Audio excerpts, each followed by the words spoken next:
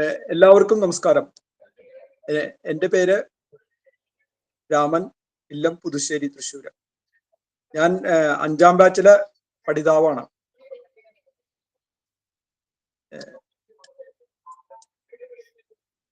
പ്രാർത്ഥന ചൊല്ലാനായി അക്ഷരയെ ക്ഷണിക്കുന്നു.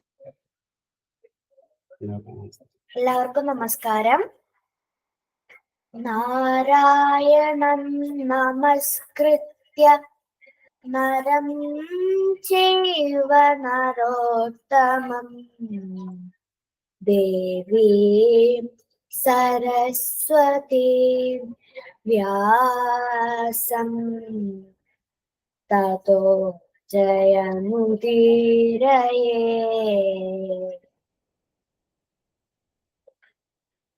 എല്ലാവർക്കും ഒരിക്കൽ കൂടി നമസ്കാരം. 5ാം സ്കന്ധത്തിലെ ഏതാനും അധ്യായങ്ങളാണ് 2 ദിവസമായി പ്രഭാഷകയായ ശ്രീമതി ഉമാ വയപ്രം നമുക്ക് വേണ്ടി പറഞ്ഞു തന്നത്. വളരെ ലളിതമായ ഭാഷയിൽ ഇന്നത്തെ ജീവിതത്തിലെ കഥാസന്ദർഭങ്ങളോട് ചേർത്ത് വെച്ച് രാമായണത്തിലെയും മഹാഭാരതത്തിലെയും കഥാസന്ദർഭങ്ങളും വളരെ ലളിതമായ ഭാഷയിൽ അവർ നമുക്ക് 2 ദിവസമായി പറഞ്ഞു തന്നു. ഇന്നും കൂടി ബാക്കിയുള്ള അധ്യായങ്ങൾ അവർ പറഞ്ഞു തരുന്നതാണ്. ശ്രീമതി ഉമാ വയപ്പുറത്തെ ഈ പ്ലാറ്റ്ഫോമിലേക്ക് ആദരപൂർവം സ്വാഗതം ചെയ്യുന്നു.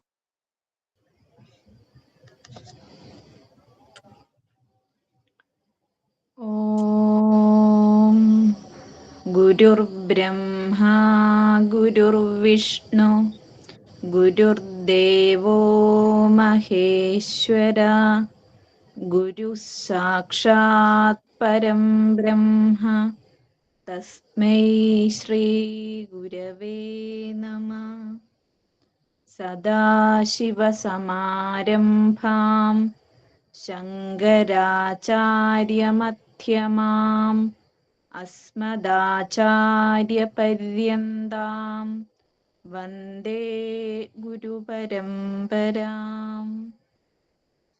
സജ്ജനങ്ങൾക്ക് എല്ലാവർക്കും നമസ്കാരം. ദേവി ഭാഗവതം 5ാമത്തെ സ്കന്ധം ഇന്ന് 3ാം ദിവസം നമ്മളെ അനുസ്മരിക്കുകയാണ്. ഇന്നലെ നമ്മൾ പ്രസിദ്ധമായിട്ടുള്ള മഹിഷാസുര വധം പറഞ്ഞു.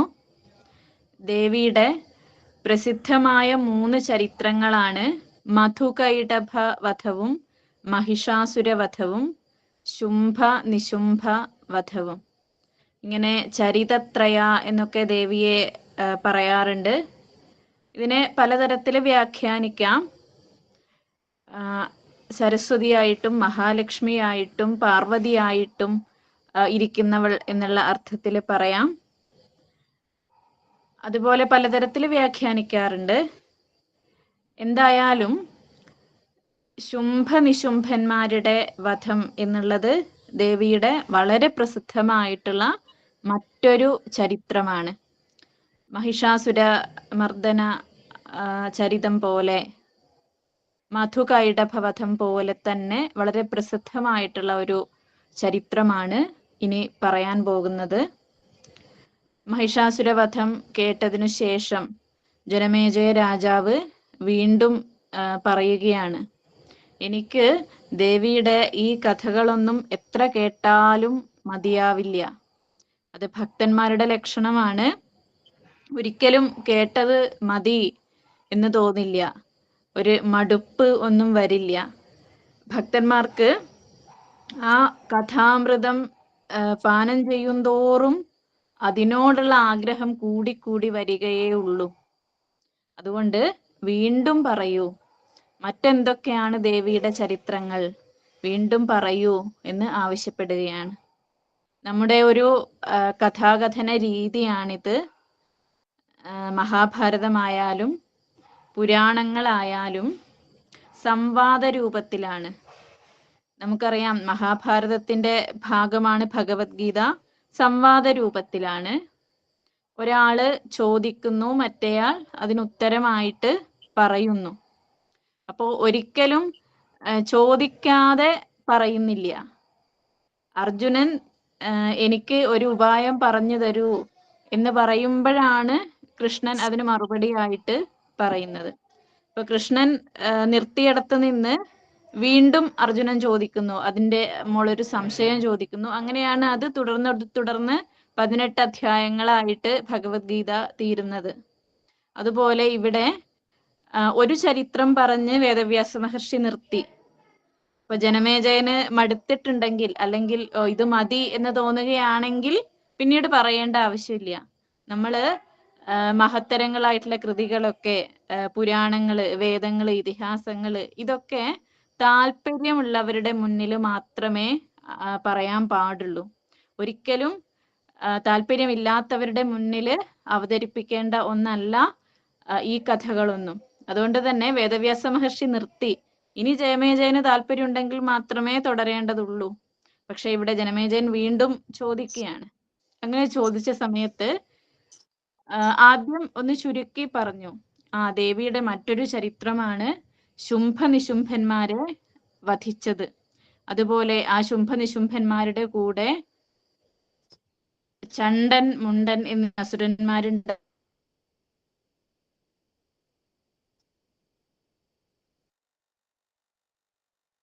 ഒക്കെ അതിഭയങ്കരമായ യുദ്ധത്തില്. ഇത്രയും പറഞ്ഞ് അവിടെ നിർത്തി. ഇതും ഒരു രീതിയാണ്. ഓരോ കഥയും നമ്മൾ എടുത്ത് പരിശോധിച്ചാൽ കാണാം, ആദ്യം 1-2 വാക്യങ്ങളിൽ ഒതുക്കും കഥ. ഇനി ഇത് കേട്ടിട്ട് മതിയാവുകയാണെങ്കിൽ മതിയാവട്ടെ എന്നാണ് ഉദ്ദേശിക്കുന്നത്. അത് ഭാഗവതമായാലും, ഭാഗവതത്തില് നമുക്ക് 9ാമത്തെ സ്കന്ധത്തിന്റെ അവസാനം കാണാം, കൃഷ്ണന്റെ കഥ വെറും 4 ശ്ലോകങ്ങളിൽ ഒതുക്കി പറയുകയാണ്. അപ്പോഴാണ് പരീക്ഷിത്ത് പറയുന്നത്, ഇത്രയും കഥകളൊക്കെ വളരെ വിസ്തരിച്ച് പറഞ്ഞിട്ട് എന്താണ് ഈ കഥ ഒരു 4 ശ്ലോകങ്ങളിൽ ഒതുക്കിയത്, എനിക്ക് വളരെ വിസ്തരിച്ച് കേൾക്കണം എന്നാവശ്യപ്പെടുന്നത്. അപ്പൊ അങ്ങനെ കേൾക്കണം എന്ന ആഗ്രഹം ഉണ്ടെങ്കിൽ മാത്രമേ വിസ്തരിച്ച് പറയേണ്ടതുള്ളൂ. ഇങ്ങനെ ശുംഭനിശുംഭന്മാരുടെ കഥ ഇതാ വളരെ ചുരുക്കി പറഞ്ഞു, 1-2 ശ്ലോകങ്ങളിൽ പറഞ്ഞു.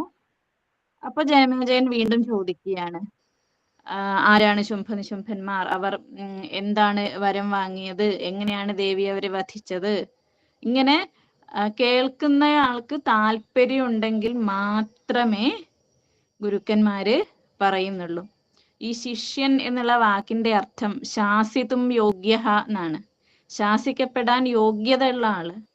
അപ്പൊ ശിഷ്യർക്ക് താല്പര്യം ഉണ്ടെങ്കിൽ, കേൾക്കുന്ന ആള് കേൾക്കാൻ സന്നദ്ധനാണെങ്കിൽ മാത്രമേ പറയേണ്ടതുള്ളൂ. എന്തായാലും ജനമേജയ രാജാവ് ഇങ്ങനെ ചോദിച്ച സമയത്ത് പറയുകയാണ്, ശുംഭൻ നിശുംഭൻ എന്നു പേരുള്ള 2 സഹോദരന്മാര്, അവര് അതിശക്തരായിരുന്നു, നല്ല ഗർവുള്ളവരായിരുന്നു, മഹാപരാക്രമികളായിരുന്നു. അപ്പൊ തങ്ങളുടെ ശക്തിയൊക്കെ വർദ്ധിപ്പിക്കാൻ വേണ്ടിയിട്ട് പുഷ്കരം എന്നു പേരുള്ള ഒരു തീർത്ഥത്തില് പോയി തപസ് ചെയ്തു. ബ്രഹ്മാവിനെയാണ് തപസ് ചെയ്തത്. അങ്ങനെ വളരെ കാലത്തെ അതിഭയങ്കരമായിട്ടുള്ള, നമുക്കറിയാം അസുരന്മാരുടെ തപസ് എന്ന് പറയുമ്പോൾ ഭയങ്കരം എന്നുള്ള വാക്കാണ് യോജിക്കുക. ഒരു സാധാരണ ഒരു ദിവ്യജ്ഞാനിയായിട്ടുള്ള മഹർഷിയുടെ തപസ്സാണെങ്കിൽ അത് ഭയങ്കരം ഒന്നും ആവില്ല. എന്തായാലും ഭയങ്കരമായിട്ടുള്ള തപസ് ചെയ്തു, ബ്രഹ്മാവ് പ്രത്യക്ഷപ്പെട്ടു. എല്ലാ അസുരന്മാരും ചോദിക്കുന്നത് പോലെ ആദ്യം ചോദിച്ചത് എനിക്ക് അമരത്വം വേണം എന്നുള്ളതാണ്. ഞങ്ങൾക്ക് ഒരിക്കലും മരണം ഉണ്ടാവരുത്. ബ്രഹ്മാവിനെ അറിയാം ഇത് തന്നെയാണ് ചോദിക്കുക. ബ്രഹ്മാവ് ശ്ലോകമൊക്കെ ചൊല്ലാൻ തയ്യാറായിട്ടാണ് നിന്നിരുന്നത്. ജാതസ്യ ഹി ധ്രുവോ മൃത്യു ധ്രുവം ജന്മ മൃതസ്യജ തസ്മാത് അപരിഹാര്യർത്ഥേ. ഇത് പരിഹരിക്കാൻ പറ്റാത്തൊരു കാര്യമാണ്. ജനിച്ചു പോയിട്ടുണ്ടെങ്കിൽ മരിക്കും, അതുകൊണ്ട് അതൊഴികെ വേറെന്ത് വേണമെങ്കിലും ചോദിച്ചോളൂ. അപ്പൊ നേരത്തെ മഹിഷാസുരൻ ആവശ്യപ്പെട്ടതുപോലെ തന്നെ ശുംഭനിശുംഭന്മാരും പറഞ്ഞത്, ഞങ്ങൾ 2 പേരും ഒരു സ്ത്രീയുടെ കൈകൊണ്ട് മാത്രമേ മരിക്കാവൂ, വേറെ ഒരു സൃഷ്ടികളിൽ നിന്നും ഞങ്ങൾക്ക് മരണം ഉണ്ടാവാൻ പാടില്ല. അപ്പൊ ഇവരുടെയൊക്കെ ധാരണ എന്താണ്? സ്ത്രീ എന്ന് വെച്ചാല് അബലയാണ്, ഒരു സ്ത്രീയുടെ കയ്യിൽ നിന്ന് മരിക്കാനോ അതൊരിക്കലും സംഭവിക്കാത്ത ഒരു കാര്യമാണ് എന്നുള്ള ധാരണ കൊണ്ടാണ്, ഒരിക്കലും മരണം ഉണ്ടാവാതിരിക്കാൻ വേണ്ടിയിട്ടാണ് ഈ വരം ആവശ്യപ്പെടുന്നത്. അപ്പോൾ ആ വരം കൊടുത്തു. ബ്രഹ്മാവ് മടങ്ങിപ്പോയി. ശുംഭനിശുംഭന്മാര് വന്നിട്ട് വേഗം തന്നെ ശുക്രാചാര്യരെ വിളിച്ചു. തങ്ങൾക്ക് വലിയ ഒരു നേട്ടം ഉണ്ടായിരിക്കുകയാണല്ലോ. അപ്പൊ ശുക്രാചാര്യരെ വിളിച്ച് അതിഗംഭീരമായിട്ടുള്ള യാഗമൊക്കെ നടത്തി, ഹോമമൊക്കെ നടത്തി ശുംഭനെ അസുരന്മാരുടെ രാജാവായിട്ട് അഭിഷേകം ചെയ്തു. ഇങ്ങനെ ഈ ശുംഭനിശുംഭന്മാരിതാ വലിയ വരങ്ങളൊക്കെ നേടിയിട്ടുണ്ട്, അവരുടെ യശസ്സൊക്കെ ഉയർന്നിട്ടുണ്ട്, അവര് ശക്തരായിട്ടുണ്ട്, ശുംഭൻ രാജാവായിട്ടുണ്ട് എന്നൊക്കെ കേട്ട സമയത്ത് അവിടേക്ക് ധാരാളം മറ്റ് അസുരന്മാര്, ശക്തരായിട്ടുള്ള അസുരന്മാർ എത്തിച്ചേർന്നു. ചണ്ടൻ മുണ്ടൻ എന്നു പേരുള്ള 2 സഹോദരങ്ങള് അവരുടെ വലിയ സൈന്യമൊക്കെ ആയിട്ട് എത്തി. അതുപോലെ ധൂമ്രലോചനൻ എന്നു പേരുള്ള വരങ്ങളൊക്കെ വാങ്ങിയിട്ടുള്ള ഒരു അസുരൻ എത്തി. രക്തബീജൻ എന്നു പേരുള്ള അസുരൻ തന്റെ അക്ഷൗഹിണി പടയുമായിട്ട് എത്തി. രക്തബീജൻ എന്നുള്ള പേര് കിട്ടാൻ ഒരു കാരണമുണ്ട്. ഇദ്ദേഹം വരം വാങ്ങിയത് എന്താണെന്ന് വെച്ചാൽ വളരെ വിചിത്രമായിട്ടുള്ള ഒരു വരമാണ് ഇദ്ദേഹത്തിന് കിട്ടിയത്. മഹാദേവനെ തപസ് ചെയ്തിട്ട് വരം വാങ്ങിയത്, താനുമായിട്ട് ഒരാൾ യുദ്ധം ചെയ്യുന്ന സമയത്ത് തൻ്റെ രക്തം ഭൂമിയിലേക്ക് പതിക്കുമല്ലോ, മുറിവ് പറ്റി രക്തം ഭൂമിയിലേക്ക് വീഴുന്ന സമയത്ത് ആ രക്തത്തിൽ നിന്ന് തന്നെ പോലെയുള്ള ധാരാളം പടയാളികൾ ഉണ്ടാവണം എന്നുള്ളതാണ്. അപ്പൊ രക്തബീജനുമായിട്ട് തപസ് ചെയ്യുമ്പോൾ അത് വലിയൊരു സംഭവമാണ്. കാരണം എതിരാളി വളരെ നല്ല രീതിയിൽ യുദ്ധം ചെയ്ത് രക്തബീജനെ വാളുകൊണ്ട് വെട്ടി എന്ന് വെക്കുക. അപ്പൊ അദ്ദേഹത്തിന്റെ രക്തം ഭൂമിയിലേക്ക് വീണ് കഴിഞ്ഞാൽ, ഇപ്പൊ ആദ്യം ഒരു രക്തബീജനേ ഉള്ളൂ, പക്ഷെ എത്ര രക്തത്തുള്ളികളുണ്ടോ അതനുസരിച്ചിട്ട് അതിന്ന് ചിലപ്പോ 1000, 10,000 ഒക്കെ രക്തബീജന്മാർ ഉയർന്നു വരും. അപ്പൊ അവർക്കൊക്കെ ഈ യഥാർത്ഥത്തിലുള്ള രക്തബീജന്റെ അത്രയും ശക്തി ഉണ്ടാവും എന്നാണ്. അപ്പൊ അദ്ദേഹമായിട്ട് യുദ്ധം ചെയ്യുക എന്ന് പറഞ്ഞാൽ അതിസാഹസമാണ്. അപ്പൊ അത്രയ്ക്ക് ഗംഭീരമായിട്ടുള്ള വരമൊക്കെ വാങ്ങിയിട്ടാണ് രക്തബീജനും തന്റെ അക്ഷൗഹിണി പടയുമായിട്ട് എത്തിയിട്ടുള്ളത്. അക്ഷൗഹിണി എന്നുള്ളത് ഒരു കണക്കാണ്. ഒരു സൈന്യത്തില് ഇത്ര പടയാളികള്, ഇത്ര കുതിര, ഇത്ര ആന, ഇത്ര രഥം, അതിന് കൃത്യമായിട്ടുള്ള ഒരു കണക്കുണ്ട്. അത്രയും ചേർന്നതാണ് ഒരു അക്ഷൗഹിണി. അപ്പൊ വലിയ സൈന്യമൊക്കെ ആയിട്ട് എത്തി. അപ്പൊ എന്തായാലും ഈ ശുംഭനിശുംഭന്മാര് വരമൊക്കെ വാങ്ങിയിട്ട് ഇങ്ങനെ ലോകം മുഴുവൻ കീഴടക്കാനൊക്കെ ആയിട്ടിരിക്കുന്ന സമയത്ത് ആണ്, ഇപ്പൊ നേരത്തെ പറഞ്ഞതുപോലെ ദുർജനങ്ങൾ എപ്പോഴും ദുർജനങ്ങളുമായിട്ടാണ് കൂട്ടുകൂടുക. അപ്പൊ ഇവിടെ ഒരാളിങ്ങനെ ഒരു ദുഷ്ടൻ ഉയർന്നു വരുന്നു എന്ന് കാണുമ്പോൾ എല്ലാ ദുഷ്ടന്മാരും അവനോട് ചേരാൻ വേണ്ടിയിട്ട് ഇങ്ങനെ എത്തിച്ചേരുന്നു. അങ്ങനെ എല്ലാവരും എത്തി. ശുംഭനിശുംഭന്മാര് സ്വർഗമൊക്കെ കീഴടക്കാൻ തീരുമാനിച്ചു. ആദ്യം നിശുംഭൻ പുറപ്പെട്ടു സ്വർഗം ജയിക്കാൻ വേണ്ടിയിട്ട്. അദ്ദേഹത്തിന് ചെറിയൊരു തളർച്ച ഉണ്ടായി എന്ന് കണ്ടപ്പോൾ സഹോദരൻ എത്തി. അങ്ങനെ രണ്ടുപേരും ചേർന്ന് ദേവേന്ദ്രനെ കീഴടക്കി. സ്വർഗത്തിലെ എല്ലാ ഐശ്വര്യമായിട്ടുള്ള വസ്തുക്കളും, ആ സിംഹാസനവും ഐരാവതവും ഉച്ചൈസ്രവസ്സും കൽപ്പവൃക്ഷവും അപ്സരസ്സുകളും എല്ലാം തങ്ങൾക്ക് അധീനമാക്കി. അതുപോലെ മറ്റു ലോകങ്ങളും, യമനെ ജയിച്ചു, വരുണനെ ജയിച്ചു, കുബേരനെ ജയിച്ചു, അഗ്നിദേവനെ ജയിച്ചു, സൂര്യചന്ദ്രന്മാരെ ജയിച്ചു. ഇങ്ങനെ എല്ലാ ദേവന്മാരെയും തങ്ങളുടെ അടിമയാക്കി. ദേവന്മാരൊക്കെ ഇങ്ങനെ തങ്ങളുടെ സ്ഥാനമൊക്കെ നഷ്ടപ്പെട്ടിട്ട് എല്ലായിടത്തും ഒളിഞ്ഞും ഒക്കെ ചുറ്റി സഞ്ചരിക്കാൻ തുടങ്ങി. അപ്പൊ ഇവിടെ പറയും, ദൈവാധീനം സുഖം കില. ഏത് ദേവേന്ദ്രനായാലും, ഏത് യമനായാലും, വരുണനായാലും, കുബേരനായാലും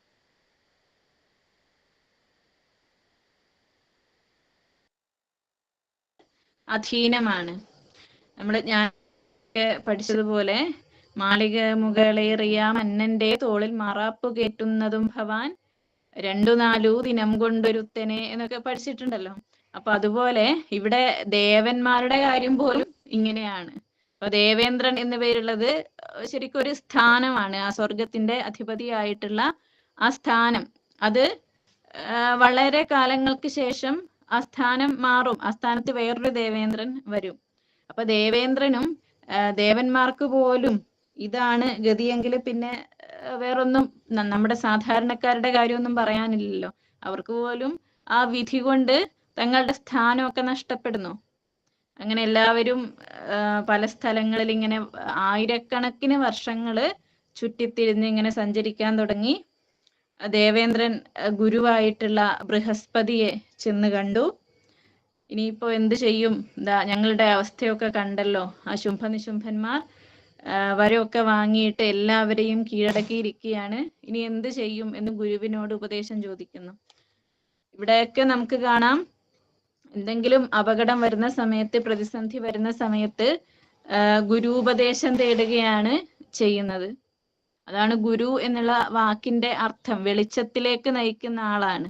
അപ്പൊ ഏത് ഇരുട്ടാണെങ്കിലും അജ്ഞാനമാകുന്ന ഇരുട്ടിൽ നിന്ന് ജ്ഞാനമാകുന്ന വെളിച്ചത്തിലേക്ക് നയിക്കുന്നത്.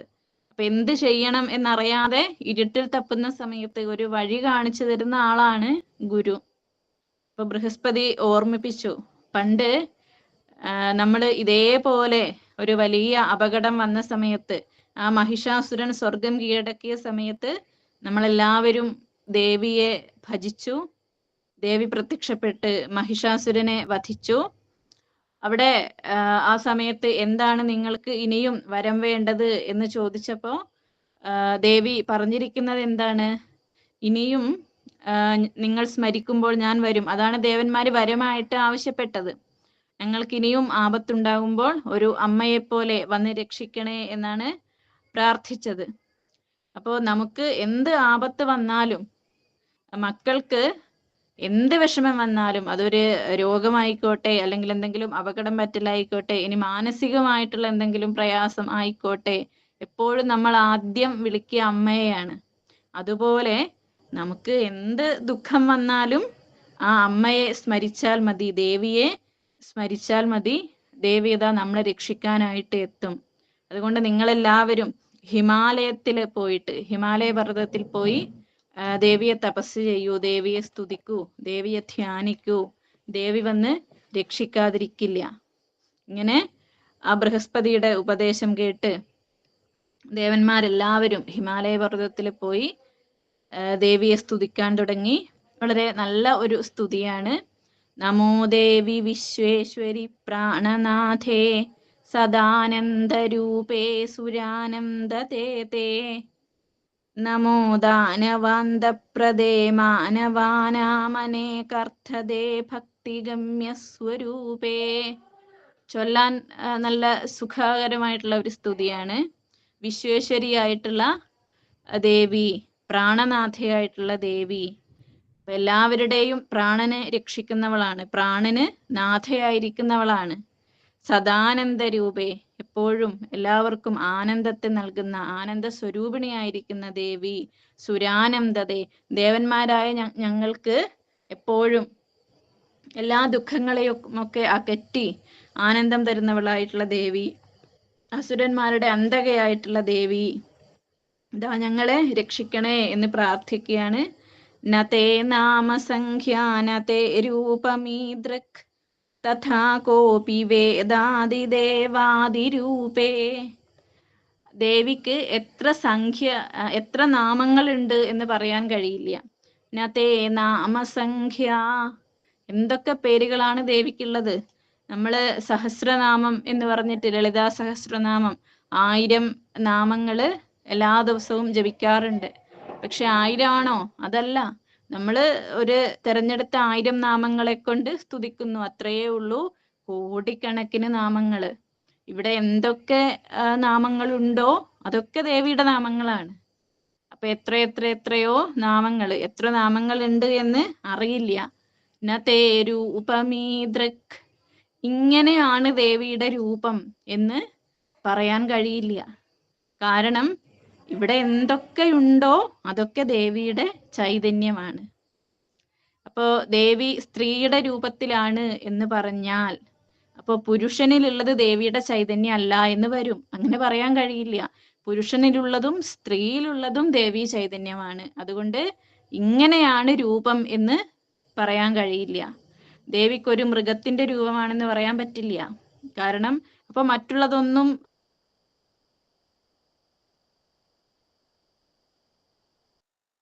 അപ്പോ നമുക്ക് അറിയില്ല എങ്ങനെ ദേവിയുടെ രൂപം എന്ന് നമുക്ക് അറിയില്ല. ഇന്നത്തെ രൂപമീത് പിന്നെ നമ്മള്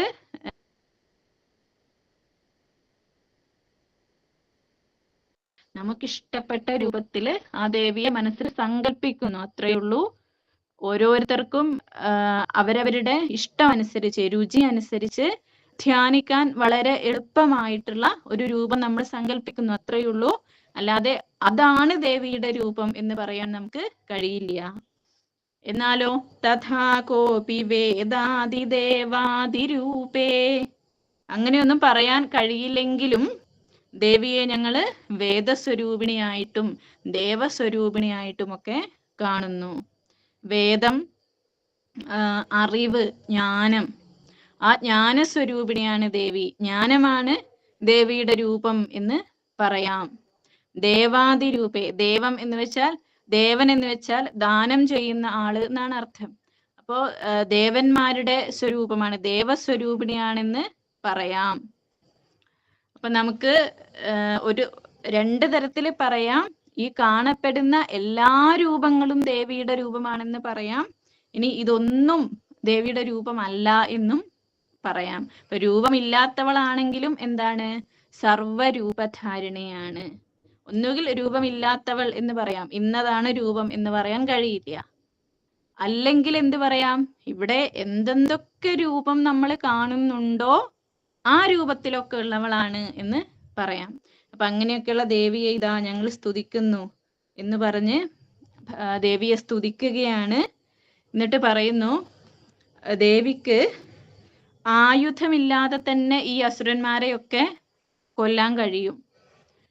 അപ്പൊ നേരത്തെ 18 കൈകളിൽ ആയുധമായി വന്നു എന്നൊക്കെ പറഞ്ഞു. പക്ഷെ ഇതിന്റെ ഒന്നും ആവശ്യമില്ല.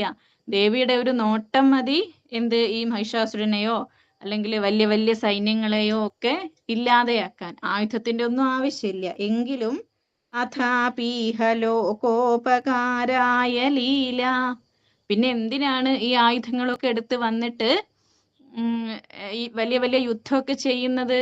അത് ലോകോപകാരായ ലീല, വെറും ഒരു ലീല, ഒരു കളി, അത്രയൊക്കെ ഉള്ളൂ. ദേവിക്ക് ഇതിന്റെ ഒന്നും ആവശ്യമില്ല. ഈ ആയുധങ്ങളൊന്നും എടുത്ത് വന്നിട്ട് കുറേ സമയം ഇങ്ങനെ അസുരന്മാരുമായിട്ട് യുദ്ധം ചെയ്യേണ്ട ആവശ്യമൊന്നുമില്ല. ദേവിയുടെ ഒരു സങ്കല്പം മതി, ഒരു നോട്ടം മതി ഇവരെയൊക്കെ ഇല്ലാതാക്കാൻ. എങ്കിലും വെറുതെ ഒരു രസം എന്നൊക്കെ പറയുന്നത് പോലെ അപ്പൊ നമുക്ക് ഈ ലീലകളൊക്കെ ചെയ്യുമ്പോൾ, അവതാര ലീലകളൊക്കെ ചെയ്യുമ്പം കാണുന്നവർക്കും കേൾക്കുന്നവർക്കും ഒക്കെ ഒരു രസം വേണ്ടേ? അല്ലാതെ ദേവി അവിടെ വന്നു ഒരൊറ്റ നോട്ടം കൊണ്ട് ഇല്ലാതാക്കി എന്ന് പറയുമ്പോൾ അതിനൊരു ഗാംഭീര്യമില്ല, കേൾക്കുന്നവർക്കൊരു രസമില്ല. അതുകൊണ്ട് വന്നിട്ട് കുറെ നേരം ഈ ആയുധങ്ങളൊക്കെ എടുത്ത് ഒരു കളി പോലെ, ഇപ്പൊ കുട്ടികളൊക്കെ കളിപ്പാട്ടങ്ങളെ കൊണ്ട് കളിക്കുന്നത് പോലെ ആയുധങ്ങളൊക്കെ എടുത്ത് കുറെ നേരം കാണുന്നവർക്കും കേൾക്കുന്നവർക്കും ഒക്കെ ഒരു രസം ഉണ്ടാവാൻ വേണ്ടിയിട്ട്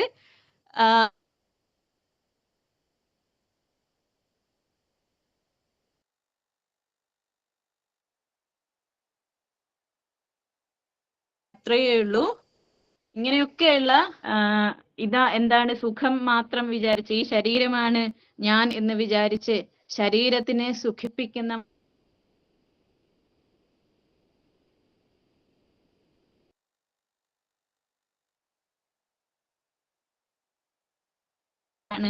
എന്ന് പറയാണ്. ഇങ്ങനെയൊക്കെ ദേവന്മാര് സ്തുതിച്ചു.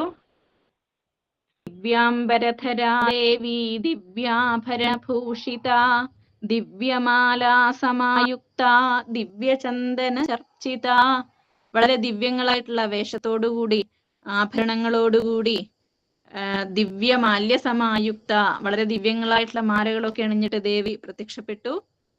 അപ്പൊ എന്താണ് നിങ്ങളുടെ ആവശ്യം? എന്താണ് നിങ്ങൾക്ക് ഞാൻ എന്താണ് ചെയ്തു തരേണ്ടത് എന്ന് ചോദിക്കുന്നു. ദേവന്മാര് പറയുന്നു, അങ്ങ് ആപത്ത് വരുമ്പോഴൊക്കെ ഞങ്ങളെ രക്ഷിക്കാറുണ്ട്. മഹിഷാസുരനെ വധിച്ച സമയത്ത് പറഞ്ഞിരുന്നു, ഞങ്ങൾക്ക് എന്താപത്ത് വരുമ്പോഴും സ്മരിച്ചാൽ ഓടിയെത്തി അമ്മയെ പോലെ രക്ഷിക്കാം എന്ന് പറഞ്ഞിരുന്നുവല്ലോ. ഇപ്പോഴിതാ ശുംഭനിശുംഭന്മാര് അവര് ഞങ്ങളെയൊക്കെ യുദ്ധത്തിൽ തോൽപ്പിച്ച് സ്വർഗലോകമൊക്കെ കീഴടക്കിയിരിക്കുകയാണ്. അപ്പൊ ഇതിൽ നിന്നും ഈ വളരെ വിഷമകരമാണ് ഈ ഒരു അവസ്ഥ, ഇതിൽ നിന്നും രക്ഷിക്കണേ എന്ന് പ്രാർത്ഥിക്കുകയാണ്. ഇവിടെ ഇപ്പൊ ദേവന്മാരുടെ ദുഃഖം എന്ന് പറയുന്നത് അവരുടെ ദുഃഖം മാത്രമല്ല, നമ്മൾ ഇന്നലെയൊക്കെ പറഞ്ഞതുപോലെ ഈ അസുരബുദ്ധിയുള്ളവര് രാജ്യം ഭരിക്കുന്ന സമയത്ത് സജ്ജനങ്ങൾക്കൊക്കെ ദുഃഖമായിരിക്കും.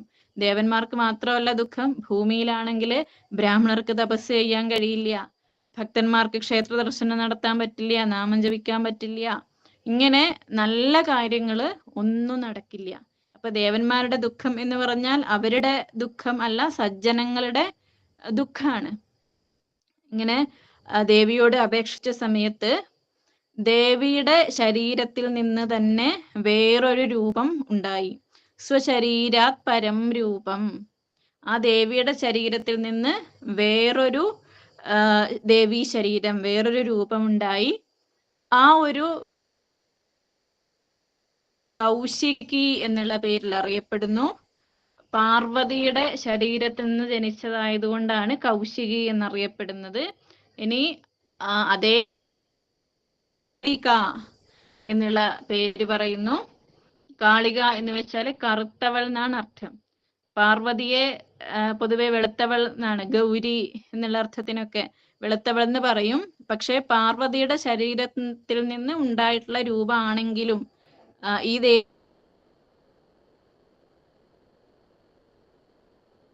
പ്പെട്ടു. പിന്നെ കാളരാത്രി എന്ന് വിളിക്കുന്നു ചിലര്. കാളരാത്രി എന്ന് പറഞ്ഞാൽ നമുക്കറിയാം, ഒരു പേടിപ്പെടുത്തുന്ന ഒരു രാത്രിയാണ്. ആരെയാണ് പേടിപ്പെടുത്തുന്നത്? അസുരന്മാരെ. ഭക്തന്മാർക്ക് ഇതൊന്നും, എന്ത് രൂപം ധരിച്ചു വന്നാലും അതൊന്നും അവരെ പേടിപ്പിക്കില്ല. അവർക്ക് അതൊക്കെ വളരെ കാണാൻ സുഖമുള്ള ആനന്ദ. നരസിംഹത്തിനെ കണ്ടിട്ട് പ്രഹ്ലാദന് ഒട്ടും പേടി തോന്നാത്തതുപോലെ ഭക്തന്മാർക്ക് ദേവി എന്ത് രൂപം എടുത്തു വന്നാലും പേടിയൊന്നും തോന്നില്ല. പക്ഷെ അസുരന്മാർക്ക് എന്താണ്? കാളരാത്രി ആയിരുന്നു. കാളരാത്രി പോലെ പേടിപ്പെടുത്തുന്നതായിരുന്നു. അതുകൊണ്ട് കാളരാത്രി എന്നുള്ള പേര് പറയുന്നു.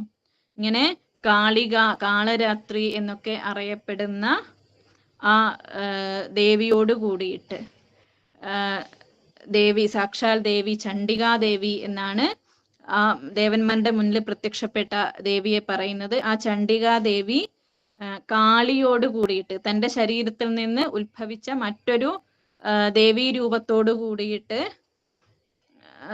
അവിടെ നിന്ന് പുറപ്പെടുകയാണ്. ഈ ശുംഭനിശുംഭന്മാരുടെ കൊട്ടാരത്തിനടുത്തായിട്ടുള്ള ഉപവനത്തിൽ ചെന്ന് വളരെ മധുരമായിട്ട് പാട്ട് പാടുകയാണ്. ഇങ്ങനെ വളരെ മധുരമായിട്ട് പാടിക്കൊണ്ടിരിക്കുന്ന ഈ രണ്ട് ദേവിമാരെ ചണ്ടമുണ്ടന്മാരാണ് ആദ്യം കാണുന്നത്. അപ്പൊ അവര് ശ്രദ്ധിക്കുന്നു, വളരെ വളരെ സുന്ദരിയായിട്ടുള്ള ഒരു സ്ത്രീ, ആ സ്ത്രീയുടെ കൂടെ വേറൊരു സുന്ദരിയായിട്ടുള്ള സ്ത്രീ കൂടെ ഉണ്ട്. അപ്പൊ ഇവരിങ്ങനെ നല്ല പാട്ട് പാടിക്കൊണ്ട് സഞ്ചരിക്കുന്നത് കാണുന്നു. അവര് ഉടനെ തങ്ങളുടെ രാജാവായിട്ടുള്ള ശുംഭനോട് പോയിട്ട് പറയുകയാണ്, ഇതാ നമ്മുടെ ഉപവനത്തില് അതിസുന്ദരിയായിട്ടുള്ള ഒരു സ്ത്രീ എത്തിയിട്ടുണ്ട്. അവളെ കണ്ടിട്ട് എന്തുകൊണ്ടും അങ്ങേക്ക് അനുയോജ്യയാണെന്നാണ് തോന്നുന്നത്. ലോകത്തിലെ എല്ലാ നല്ല വസ്തുക്കളും ഇപ്പോ അങ്ങയുടെ കീഴിലുണ്ട്. അതുപോലെ ഈ സ്ത്രീയെയും കൊണ്ടുവന്ന് അങ്ങയുടെ ഭാര്യയാക്കി തീർക്കൂ, അതാണ് വേണ്ടത് എന്ന് പറയാണ്. അപ്പൊ ഇത് കേട്ട സമയത്ത് ശുംഭന് വളരെയധികം താല്പര്യം തോന്നി. ആദ്യം സുഗ്രീവൻ എന്ന പേരുള്ള ഒരു ദൂതനെ അയക്കുകയാണ് ഈ സുന്ദരിയെ കൂട്ടിക്കൊണ്ടുവരാൻ വേണ്ടിയിട്ട്. അപ്പൊ സുഗ്രീവൻ ഈ ഉപവനത്തിലെത്തി ഈ ദേവിയെ കാണുന്നു. അങ്ങനെ തന്റെ യജമാനനായിട്ടുള്ള, തന്റെ രാജാവായിട്ടുള്ള ശുംഭന്റെ ഗുണഗണങ്ങളെ പറ്റിയിട്ട് പറയുകയാണ്. ഇതാ 3 ലോകങ്ങളെയും കീഴടക്കിയ ശുംഭൻ, ആ ശുംഭൻ ഇതാ ഇപ്പോ ഈ ഒരു സുന്ദരിയുടെ, ഈ ദേവിയുടെ മുന്നിൽ പരാജയപ്പെട്ടിരിക്കുകയാണ്. ദേവിയുടെ സൗന്ദര്യത്തെ പറ്റി കേട്ടിട്ട് തന്നെ ആഗ്രഹം തോന്നി, കൂട്ടിക്കൊണ്ടുവരാനായിട്ടാണ് എന്നെ അയച്ചിരിക്കുന്നത്.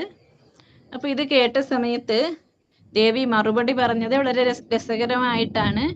ഞാനും കേട്ടിട്ടുണ്ട് ശുംഭനെ പറ്റിയിട്ട്, കേട്ട് എനിക്കും കാണണം എന്നൊക്കെ ആഗ്രഹമുണ്ട്. പക്ഷേ എന്ത് ചെയ്യാം, എനിക്ക് ചെറിയൊരു ശപഥമുണ്ട്.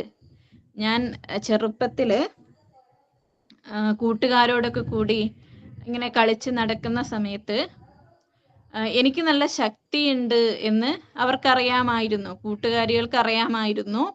അപ്പൊ കൂട്ടുകാരികൾ വെറുതെ ഇങ്ങനെ ആ ശക്തിയെ പറ്റി പറഞ്ഞ് കളിയാക്കും. സാധാരണ ഈ പെൺകുട്ടികൾ ശക്തിയുടെ കാര്യത്തിലൊന്നും അത്രയധികം ശ്രദ്ധിക്കാറൊന്നും ഇല്ലല്ലോ. അപ്പൊ അവര് കളിയാക്കിയ സമയത്ത് ഞാനൊരു ശപഥം ചെയ്തു, എനിക്ക് നല്ല ശക്തിയുണ്ട്, ശരിയാണ്, അതുകൊണ്ട് തന്നെ എന്നോട് യുദ്ധം ചെയ്ത് എന്നെ തോൽപ്പിക്കുന്ന ആളെ മാത്രമേ ഞാൻ ഭാവിയിൽ വിവാഹം കഴിക്കുകയുള്ളൂ എന്ന് ഞാൻ ശപഥം ചെയ്തു. അപ്പൊ അത് ചെറുപ്പത്തിൽ ചെയ്തതായാലും എങ്ങനെയായാലും ശപഥം തന്നെയാണ്, അത് തെറ്റിക്കാൻ പറ്റില്ല. അതുകൊണ്ട് ശുംഭനെ കാണണം എന്നൊക്കെ എനിക്കും ആഗ്രഹമുണ്ട്. അപ്പൊ ഒരു കാര്യം ചെയ്യൂ, എൻ്റെ ശപഥം തെറ്റിക്കാൻ പറ്റാത്തത് കൊണ്ട് നിങ്ങളുടെ രാജാവിനോട് പോയിട്ട് പറയൂ, വേഗം വന്ന് എന്നോട് യുദ്ധം ചെയ്ത് എന്നെ തോൽപ്പിച്ചതിനു ശേഷം എന്നെ കൂട്ടിക്കൊണ്ടുപോവാൻ പറയൂ എന്ന് ഈ സുഗ്രീവൻ എന്നു പേരുള്ള ദൂതനോട് പറഞ്ഞയക്കുകയാണ്. ഇത് കേട്ടിട്ട് സുഗ്രീവന് ആകെ ഒരു തമാശയായിട്ടാണ് തോന്നിയത്. എന്നിട്ട് പറഞ്ഞു, നീ ഈ പറയുന്നത് പോലെയൊന്നും അല്ല കാര്യങ്ങള്, നിന്റെ ശപഥമൊക്കെ ശരിയായിരിക്കാം, പക്ഷേ ഈ ശുംഭൻ എന്ന് പറയുന്നത്, ശുംഭനിശുംഭന്മാര് എല്ലാ ലോകങ്ങളെയും കീഴടക്കിയ ആളാണ്. അപ്പൊ അദ്ദേഹത്തെ പറ്റിയിട്ട് പറയുന്ന സമയത്ത് ഇങ്ങനെ ഒന്നും ആലോചിക്കാതെ ഒരു ഒരു ഒരു ബാലികയെ പോലെ, ഒരു വീണ്ടു വിചാരം ഇല്ലാത്തവളെ പോലെ എന്തെങ്കിലും പറയരുത്. ആരോടായി പറയുന്നത് എന്നൊക്കെ ആലോചിക്കണം. അതുകൊണ്ട് മുമ്പ് പറഞ്ഞു പോയ ആ വാക്കിനെ പറ്റിയൊന്നും ആലോചിച്ച് ഇപ്പൊ വിഷമിക്കേണ്ട കാര്യമില്ല, എൻ്റെ കൂടെ വന്നോളൂ, അവിടെ എത്തിയിട്ട് വളരെ സുഖമായിട്ട് അവിടുത്തെ രാജ്ഞിയായിട്ട് കഴിയാം. ഇപ്പൊ എൻ്റെ കൂടെ വന്നിട്ടില്ലെങ്കിൽ ഇനി ആരെയാണ് ശുംഭൻ അയക്കുക എന്നറിയില്ല. ചിലപ്പോ വലിയ പരാക്രമികളെയൊക്കെ അയച്ചിട്ട് അവര് എന്നെ പോലെ നല്ല രീതിയിൽ സംസാരിക്കണം എന്നൊന്നുമില്ല. ചിലപ്പോ അവര് നിന്നെ ബലമായിട്ട് കൂട്ടിക്കൊണ്ടുപോയി എന്ന് വരും. അപ്പൊ അതിനൊന്നും ഇടയാക്കണ്ട, ഇപ്പൊ എൻ്റെ കൂടെ വന്നോളൂ എന്നൊക്കെ ഉപദേശിക്കുകയാണ്. അപ്പൊ ദേവി പറഞ്ഞു, ഇതൊന്നും പറഞ്ഞിട്ട് കാര്യമില്ല, ഞാൻ ചെറുപ്പത്തിൽ ചെയ്ത ശപഥമുണ്ട്, തെറ്റിക്കാൻ പറ്റില്ല, എൻ്റെ വാക്ക് എനിക്ക് പ്രധാനമാണ്, അതുകൊണ്ട് വേഗം പോയിട്ട് ശുംഭനോട് യുദ്ധത്തിന് വരാൻ പറയൂ എന്ന് പറഞ്ഞേക്കുകയാണ്. അപ്പൊ ഈ വിചിത്രമായ വാക്കുകള് സുഗ്രീവൻ പോയിട്ട് ശുംഭനോട് പറയുന്നു. ഇത് കേട്ടപ്പോ നിശുംഭനുമായിട്ട് ആലോചിച്ച് എന്താണ് ചെയ്യേണ്ടത് എന്ന് ആലോചിച്ച സമയത്ത് ശുംഭൻ പറഞ്ഞു, ഞാൻ പോയി അവളെ കീഴടക്കി ഇങ്ങോട്ട് കൊണ്ടുവരാം എന്ന് പറയാണ്. അപ്പൊ ശുംഭൻ ആദ്യം തന്നെ നമ്മൾ ഇറങ്ങേണ്ട കാര്യമൊന്നുമില്ല, ഇതൊരു സ്ത്രീയാണ്, നമ്മൾ ഈ ത്രൈലോക്യ വിജയികളായിട്ടുള്ള നമ്മൾ പോയിട്ടൊരു സ്ത്രീയോട് യുദ്ധം ചെയ്യേണ്ട കാര്യമൊന്നുമില്ല, അത് നമുക്ക് ധൂമ്രലോചനനെ അയക്കാം എന്ന് പറയാണ്. അപ്പൊ ഇവരുടെ സഹായിയായിട്ട് എത്തിയിട്ടുള്ള ധൂമ്രലോചനൻ എന്നുള്ള വളരെ വരങ്ങളൊക്കെ നേടിയിട്ടുള്ള വളരെ ബലശാലിയായിട്ടുള്ള അസുരനാണ്.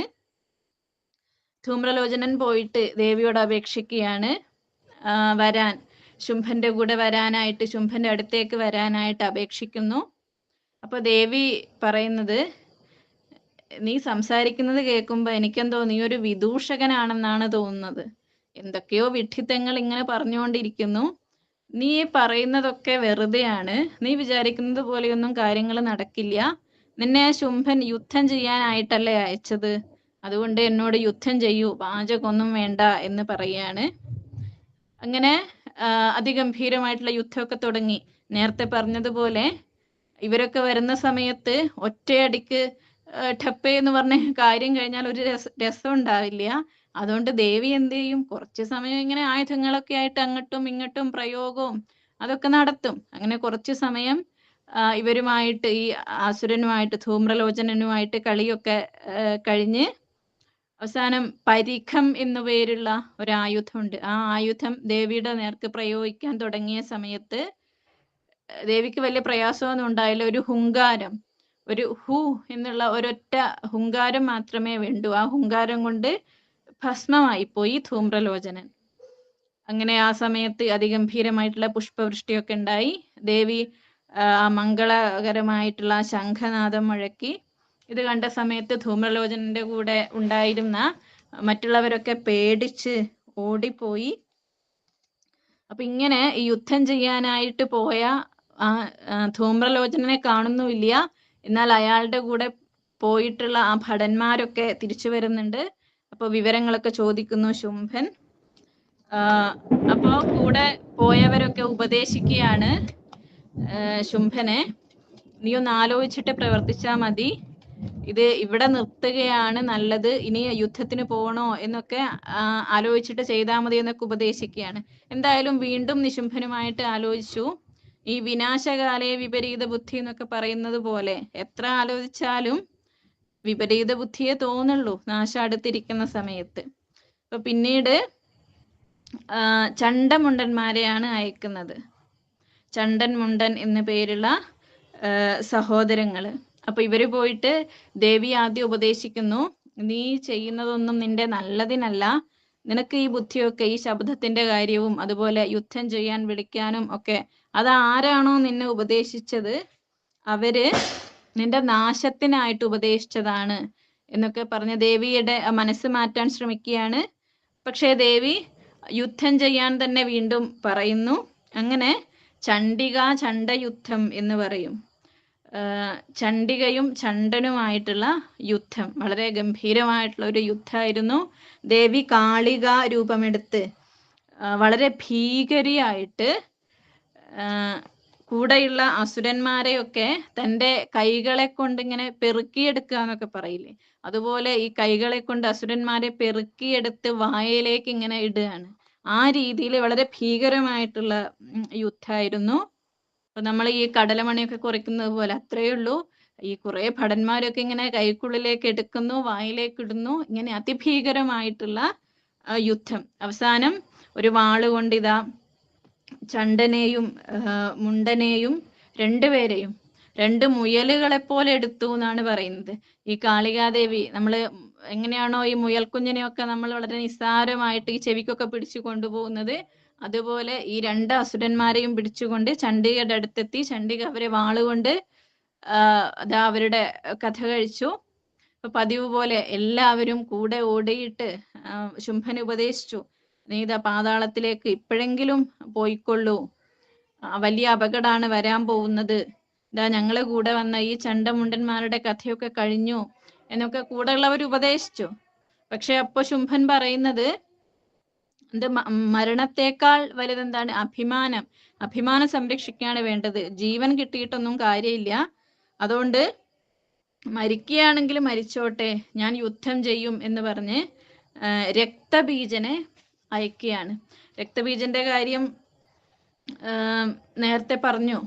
രക്തബീജനുമായിട്ട് യുദ്ധം ചെയ്യുക എന്ന് വെച്ചാൽ വലിയ അപകടമാണ്. കാരണം ഇദ്ദേഹത്തിന്റെ രക്തം തറയിലേക്ക് വീഴുന്ന സമയത്ത് അവിടെ നിന്ന് ധാരാളം രക്തബീജന്മാര് വീണ്ടും വരും. ഇങ്ങനെ രക്തബീജനത യുദ്ധം ചെയ്യാനായിട്ട് പോയി. ആദ്യം വലിയ വാചകമൊക്കെ ഉണ്ടായി, ഞാൻ ധൂമ്രലോചനൊന്നും അല്ല, ചണ്ടമുണ്ടന്മാരൊന്നും അല്ല, അവരെക്കാൾ വലിയ ആളാണ്, നീ ഒന്ന് ആലോചിച്ചു നോക്കൂ, ജീവിതത്തില് രസമല്ലേ വേണ്ടത്, ഈ ജീവിച്ചിരിക്കുന്ന സമയത്ത്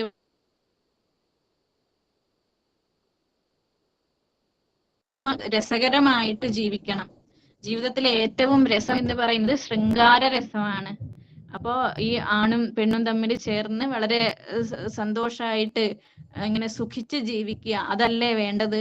ഇപ്പൊ നിനക്ക് അതിനുള്ള നല്ലൊരു അവസരമാണ് വന്നിരിക്കുന്നത്. ഈ ലോകത്തിലെ എല്ലാ സുഖവും അനുഭവിച്ചുകൊണ്ട് ഏറ്റവും ഭാഗ്യവതിയായിട്ട് ജീവിക്കാം. എന്നിട്ട് അത് ചെയ്യാതെ ആ അവസരം തട്ടിക്കളയുന്നത് എന്തിനാണെന്നൊക്കെ ചോദിക്കുന്നു.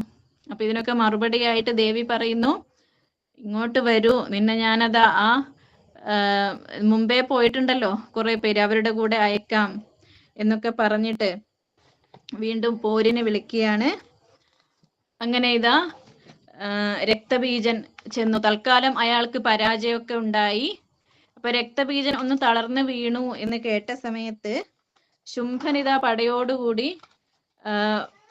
പുറപ്പെടുകയാണ് യുദ്ധം ചെയ്യാനായിട്ട്. ആ സമയത്ത് ദേവന്മാരൊക്കെ തങ്ങളുടെ ശക്തിയുമായിട്ട് ദേവിയെ സഹായിക്കാനായിട്ട് ദേവാംശജര് വരികയാണ്. അതായത് ഓരോ ദേവന്മാരുടെയും ശക്തികൾ പല പല രൂപത്തില്, ബ്രഹ്മാണി, വൈഷ്ണവി, ശങ്കരി എന്നൊക്കെയുള്ള ബ്രഹ്മാവിന്റെ ശക്തിയായിട്ട്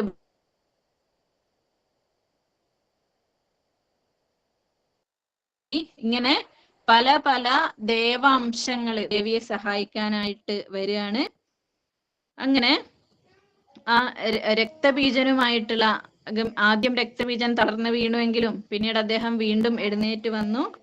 ഇങ്ങനെ രക്തബീജനുമായിട്ട് വീണ്ടും യുദ്ധം തുടങ്ങി. അപ്പൊ അത് അതിഭയാനകമായിരുന്നു. കാരണം ആദ്യം ഒരു രക്തബീജൻ മാത്രമേ ഉണ്ടാവൂ. പക്ഷേ ദേവിയുടെ വാളുകൊണ്ടോ ബാണങ്ങൾ കൊണ്ടൊക്കെ അപകടം പറ്റുന്ന സമയത്ത് രക്തം തെറിച്ച് വീണ് വീണ്ടും ഒരു 10 രക്തബീജന്മാര്, 100 രക്തബീജന്മാർ ഇങ്ങനെ ഉണ്ടായിക്കൊണ്ടേയിരിക്കും. അങ്ങനെ വന്ന സമയത്ത് അപ്പൊ ഇവിടെ ആ യുദ്ധഭൂമിയിൽ നിറയെ രക്തബീജന്മാര് മാത്രമായി. അപ്പൊ യഥാർത്ഥത്തിലുള്ള ആ അസുരന്റെ ശക്തിയോട് കൂടിയിട്ടാണ് ഈ പുതിയ രക്തബീജന്മാരുണ്ടാവുന്നത്. അപ്പൊ ആ ചണ്ഡികാദേവി, അംബികാദേവി കൂടെയുള്ള കാളീദേവിയോട് പറയാണ്, നിന്റെ വായ വളരെ വലുതാക്കിയിട്ട് ആ രക്തബീജന്റെ രക്തം വന്ന് വീഴുന്ന സമയത്ത്, രക്തം തെറിക്കുന്ന സമയത്ത് അത് നിലത്ത് വീഴാതെ ആ രക്തം മുഴുവൻ കുടിക്കണം എന്ന് ആവശ്യപ്പെട്ടാണ്. അങ്ങനെ ആ കാളികാദേവി തന്റെ വായ വളരെ വലുതാക്കിയിട്ട് രക്തബീജന്റെ ഒരു തുള്ളി രക്തം പോലും താഴത്തേക്ക് വീഴാതെ ആ രക്തം മുഴുവൻ പാനം ചെയ്ത് അങ്ങനെ അവിടെ ആ അതിഭീകരിയായിട്ട് ആ ഭീകര രൂപം ധരിച്ചുകൊണ്ട് വായ പളർന്ന് നിൽക്കുകയാണ്. അങ്ങനെ അതുവരെ ഉണ്ടായി വന്നിട്ടുള്ള ആ രക്തബീജന്മാരെ മുഴുവൻ സംഹരിച്ച് അവസാനം ദേവി തന്റെ വാളിനെ കൊണ്ട് ആ ആദ്യം തന്നെയുള്ള യഥാർത്ഥമായിട്ടുള്ള ആ രക്തബീജനെയും വധിച്ചു.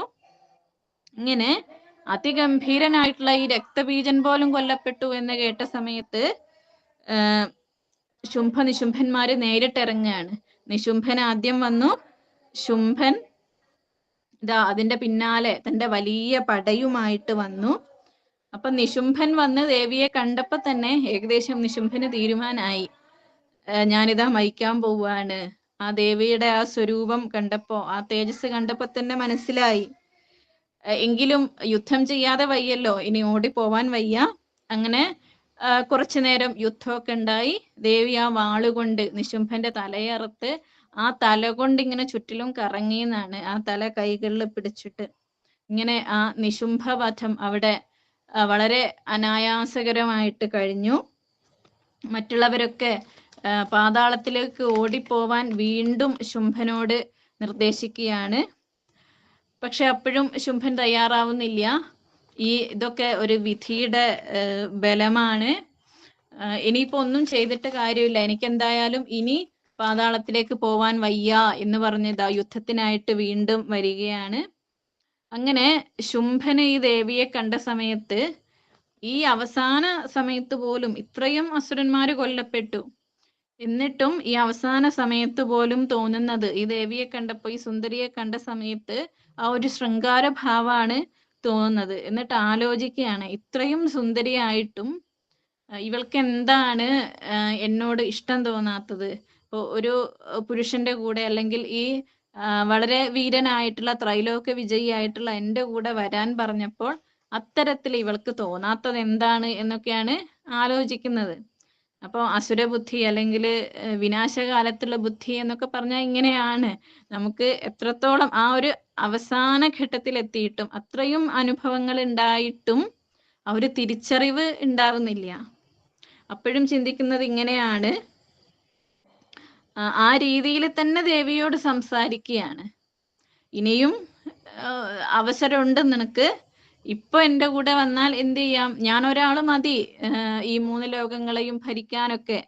അപ്പൊ എനിക്ക് ഇപ്പോഴും എല്ലാ ലോകങ്ങളും എൻ്റെ കീഴിലാണ്, എൻ്റെ കൂടെ വന്നാൽ സുഖമായിട്ട് ജീവിക്കാം എന്ന് പറയാണ്. അപ്പൊ ദേവി വീണ്ടും യുദ്ധത്തിന് വിളിക്കുന്നു. വിവാഹം കഴിക്കണമെങ്കിൽ എന്നെ യുദ്ധത്തിൽ ജയിക്കണം, എന്നാലേ വിവാഹം കഴിക്കൂ എന്ന് പറയാണ്. അങ്ങനെ ഈ കാളികാദേവിയുമായിട്ട് യുദ്ധം ചെയ്യുന്നു. ദേവി ആദ്യം 2 കൈകൾ അറുത്തു. ആ കൈകൾ അറുത്തിട്ടും ആ പരാക്രമത്തിന് കുറവൊന്നും ഉണ്ടായില്ല. വീണ്ടും ഗംഭീരമായിട്ടുള്ള യുദ്ധം തന്നെയാണ്. അങ്ങനെ അവസാനം ആ വാളുകൊണ്ട് ശുംഭന്റെ ആ ശിരസ്സും ഛേദിക്കുകയാണ്. അങ്ങനെ അവിടെ ആ വലിയ പരാക്രമികളായിട്ടുള്ള ശുംഭ നിശുംഭന്മാരുടെ ചരിത്രവും അതും അവിടെ അവസാനിച്ചു. അപ്പൊ ശുംഭ നിശുംഭന്മാര്, ധൂമ്രലോചനൻ, ചണ്ഡമുണ്ടന്മാര്, ചണ്ഡമുണ്ടാസുരനിഷൂദിനി എന്നൊക്കെയുള്ളത് ദേവിയുടെ വളരെ പ്രസിദ്ധമായിട്ടുള്ള പേരാണ്. അതുപോലെ രക്തബീജൻ, ഇവർക്കൊക്കെ അതിഭയങ്കരമായിട്ടുള്ള ശക്തി ഉണ്ടായിരുന്നു, നല്ല വരബലം ഉണ്ടായിരുന്നു, തപസ് ചെയ്തിട്ടുള്ളവരാണ്, ഇതൊക്കെ ഉണ്ടായിരുന്നു.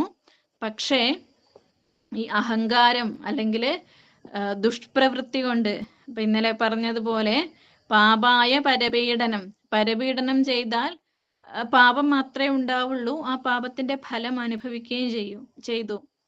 അപ്പോ ഇതൊക്കെ കാണിക്കുന്നത് ഒരേ ഒരു സന്ദേശം തന്നെയാണ്, അധർമ്മത്തിന്റെ നാശം.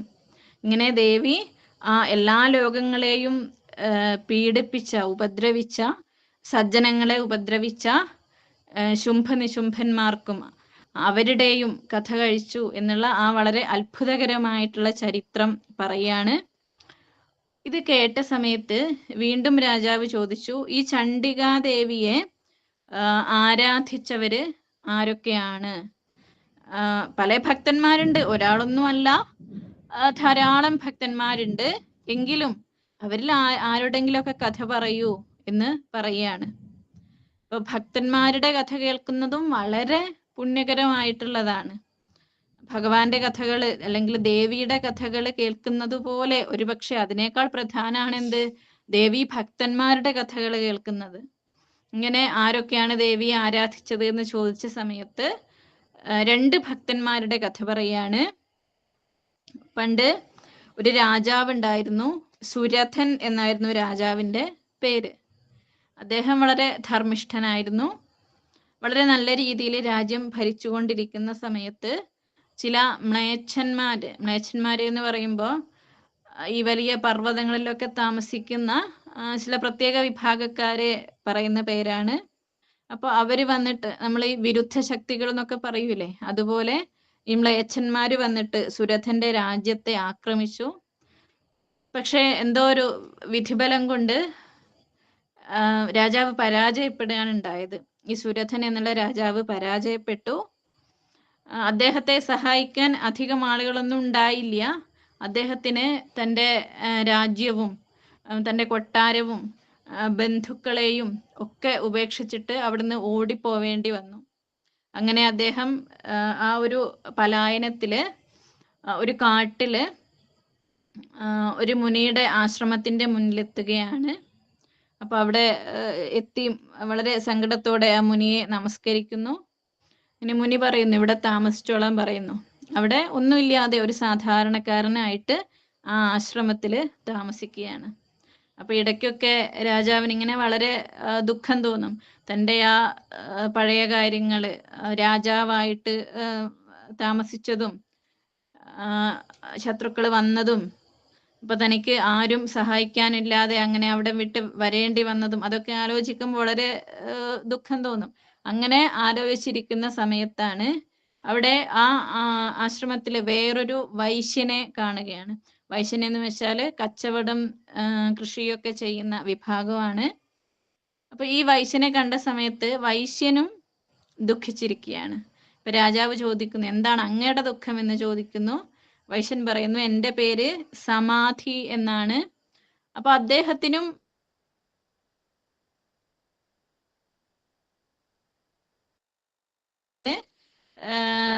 ചില പ്രശ്നങ്ങൾ കാരണം കുടുംബത്തെയൊക്കെ ഉപേക്ഷിച്ചിട്ട് ഈ കാട്ടിലേക്ക് വരേണ്ടി വന്നു.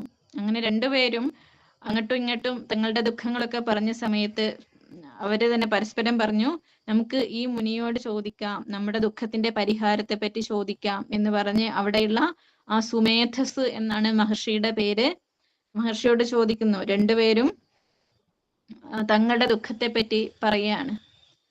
അപ്പൊ മഹർഷി ആ ദേവിയുടെ മായയെ പറ്റി ഉപദേശിക്കുന്നു. നിങ്ങൾക്ക് ഇങ്ങനെയൊക്കെ ഉണ്ടാവാൻ കാരണം, അല്ലെങ്കിൽ ഇത്രയ്ക്ക് ദുഃഖം നിങ്ങൾക്ക് ഉണ്ടാവാൻ കാരണം ദേവിയുടെ ആ മായയാണ്.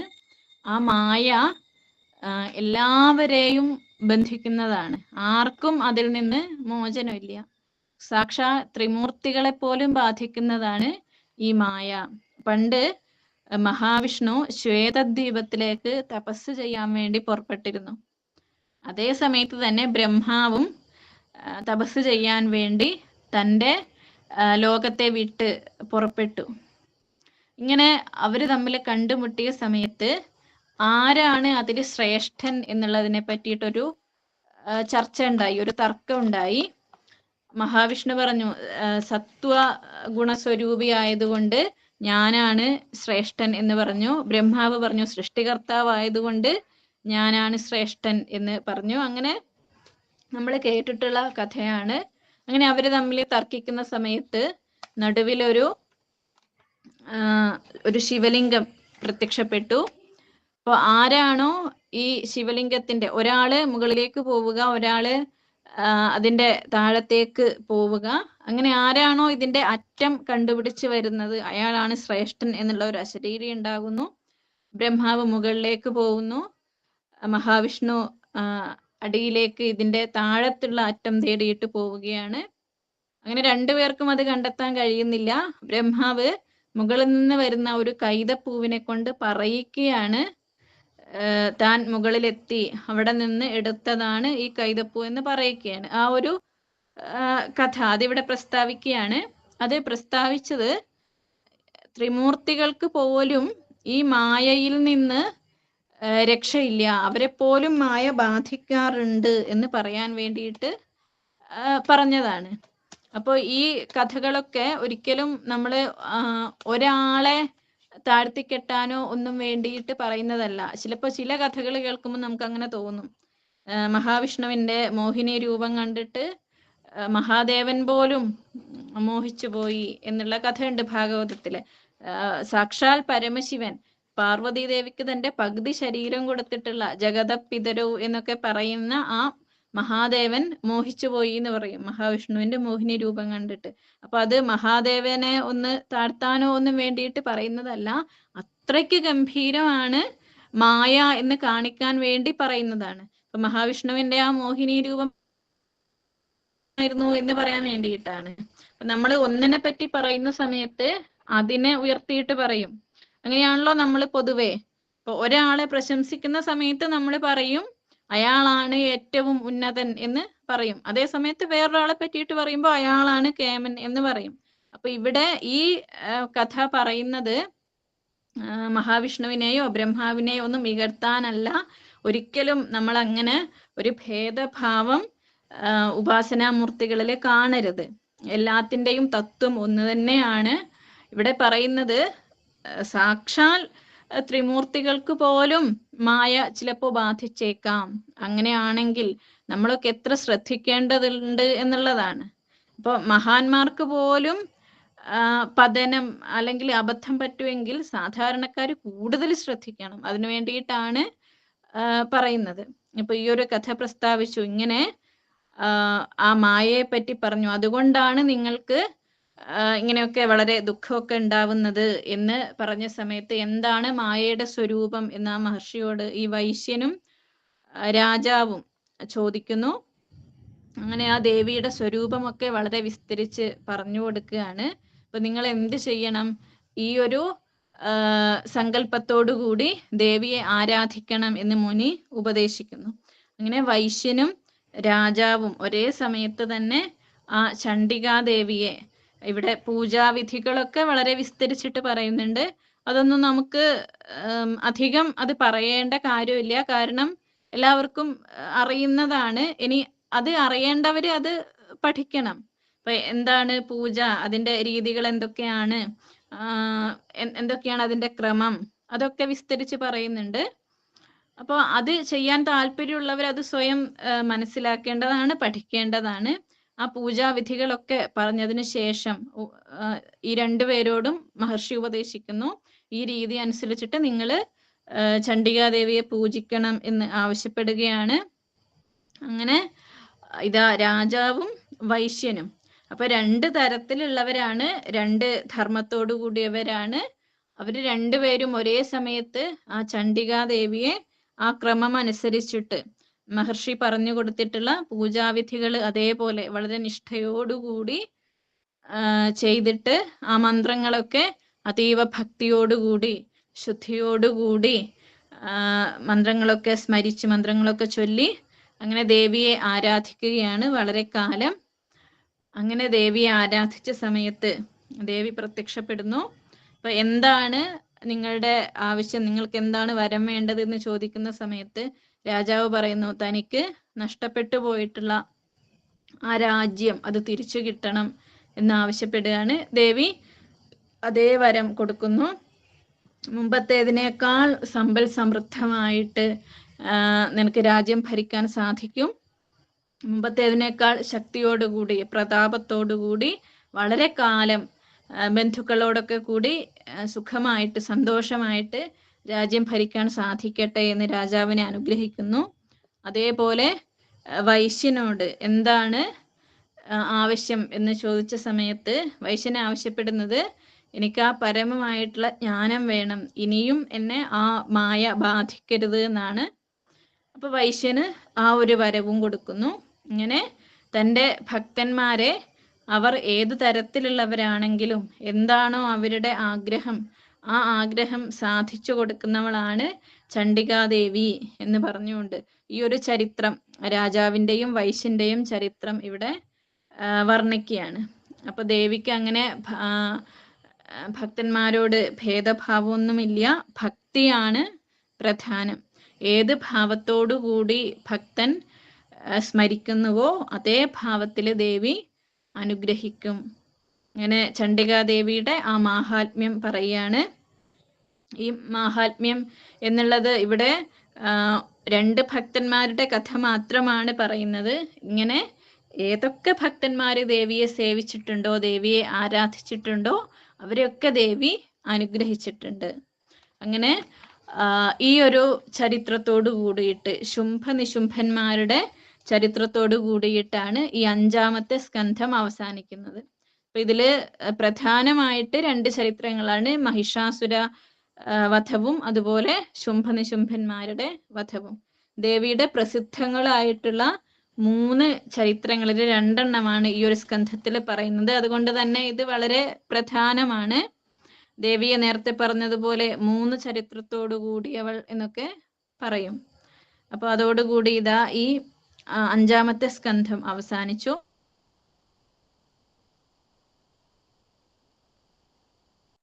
സംവാദം നമുക്ക് അടുത്ത സ്കന്ധങ്ങളിൽ കേൾക്കാം.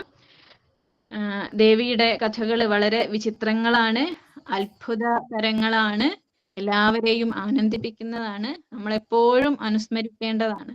കാരണം നമുക്ക് മാതൃഭാവം എന്നുള്ളത് എല്ലാവർക്കും എപ്പോഴും പിന്തുടരാൻ പറ്റുന്നതാണ്.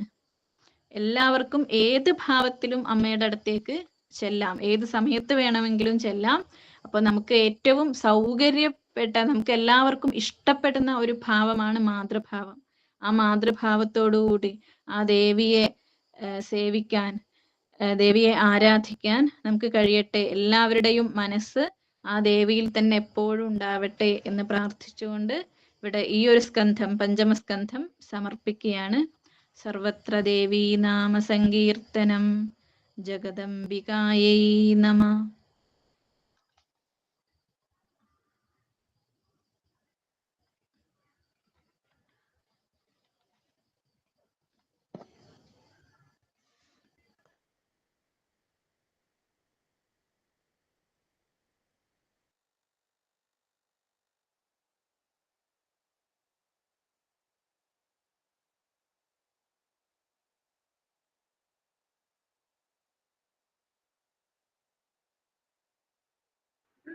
ശ്രീജിൻ നന്ദി പറഞ്ഞോളൂ. എല്ലാവർക്കും നമസ്കാരം. ഞാൻ 5ാം ബാച്ചിലെ പൂജാഭരണ 5ാം ബാച്ചിലെ പഠിതാവാണ്. നാർണയായിട്ട് ശ്രീജിനാണ്. അഖില കേരള തന്ത്രി സമാജം ഉത്തരമേഖലയുടെ ആഭിമുഖ്യത്തിൽ വൈശാഖ മാസാചരണം എന്ന ഇതിലെ ദേവി ഭാഗവതം 5ാം സ്കന്ധത്തില് പാരായണവും അർത്ഥവും പറഞ്ഞു തന്ന ഡോക്ടർ ഉമാ എപ്രത്തിന് അഖില കേരള തന്ത്രി സമാജത്തിന്റെ പേരിലും പൂജാപഠനം 5ാം ബാച്ചിന്റെ പേരിലും നന്ദി അറിയിക്കുന്നു. അപ്പം ഈ ഒരു വെബിനാറിൽ പങ്കെടുത്ത എല്ലാവർക്കും നന്ദി അറിയിക്കുന്നു.